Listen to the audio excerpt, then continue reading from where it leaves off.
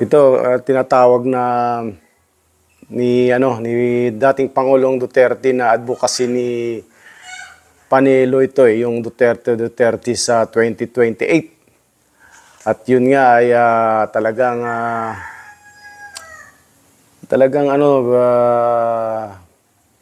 may dito si Panelo na malakas ang tandem na ito kapag naituloy itong Duterte sa 2028 election.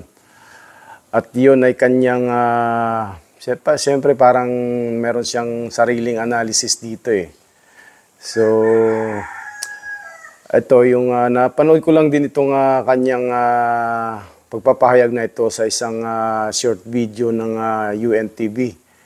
Kaya't panoorin natin itong pagbabahagi rin ni Attorney Panelo para sa 2028 election. Kasi nga, sa